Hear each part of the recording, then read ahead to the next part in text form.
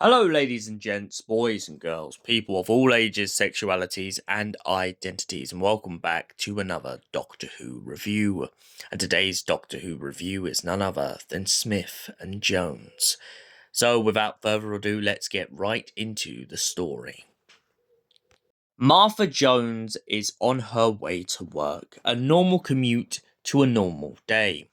However, something not normal happens on her way to work. Suddenly, a young man in a big brown trench coat decides to walk up to her and take off his tie. He randomly says, "Look, yeah, see?" And she just kind of gets confused at this and decides to continue on her way to the hospital. Now, none of this at the time makes any sense to her, and to us as the audience, it doesn't make sense neither. But when the story progresses, we soon get an idea of exactly what's going on. Martha arrives at the hospital for her day to work, only to discover that a Dr. John Smith is in the hospital. A Dr. John Smith that looks exactly like the guy who took off his tie outside of work at her. She ignores this, of course, and the doctor begins to talk about his cardiovascular system. That's when Martha Jones soon discovers that he has two hearts, something that the hospital doesn't quite understand. They think that maybe something is wrong with him, and maybe it's a double heartbeat.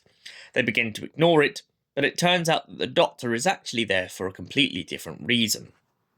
As the story progresses, suddenly one day, the hospital ends up with a massive cloud of rain, and the rain does something unexpected. That's right, the rain goes up. Martha Jones, the rain goes up. And by doing this, suddenly the hospital finds itself transported onto the moon. Then a bunch of space rhino police known as the Judoon decide to turn up. Mo, mo, cho, cho, ko. Judoon, Judoon upon the moon. So the Doctor and Martha team up to try and investigate exactly what the Judoon are looking for in the hospital. Of course, this is due to the fact that the Judoon are obviously looking for someone because they can't go down to Earth due to local law jurisdiction. So the best way to find a neutral ground is to teleport the whole hospital onto the moon and track down the fugitive that way. However, the air is getting thinner and thinner and people are getting sicker and scareder. The Doctor races down the hallways with Martha Jones to try and figure out exactly what's going on when they realise that the old woman that was in the hospital next to the Doctor is the fugitive that the Judoon are after.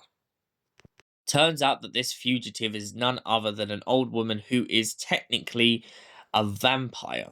That's right, vampires exist again. But she's not just any old vampire. She is a vampire who was a servant to a queen in a far-off galaxy. It turns out that she drained the queen of her blood, killing her stone dead, and has not only done it to her, but has gone around the hospital trying to drink each and every single one of the patient's blood. To hide her identity from the Judoon, she decides to try and drink human blood. However, this messes up her plan when she decides to drink the blood of a Time Lord. Martha points out to the Judoon that the Doctor wasn't human, so her drinking his blood would of course show up in the blood work. After doing a second scan, they suddenly realise exactly what's going on.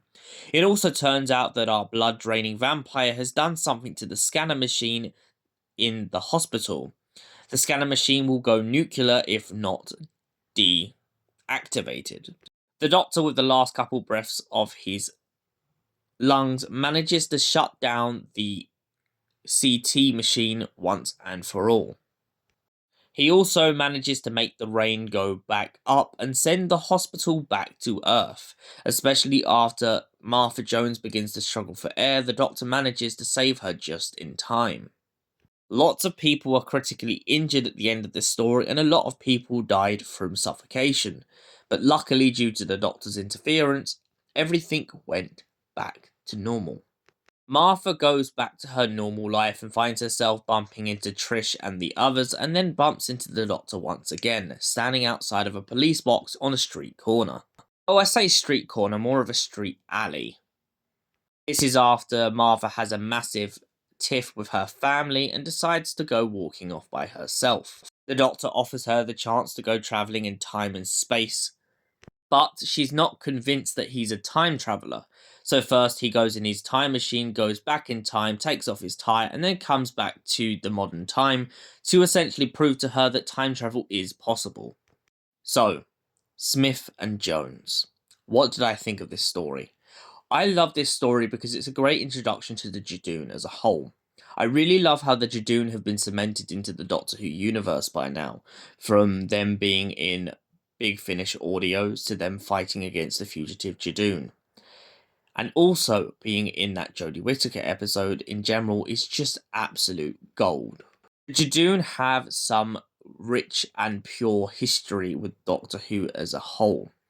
It's nice to see that Doctor Who universe has built itself its own police force so that they have to interfere when things go wrong. But I also like how the Judoon are compared to modern day policing, and sometimes when you have police officers who work in higher roles and the kind of trigger happiness goes to their head.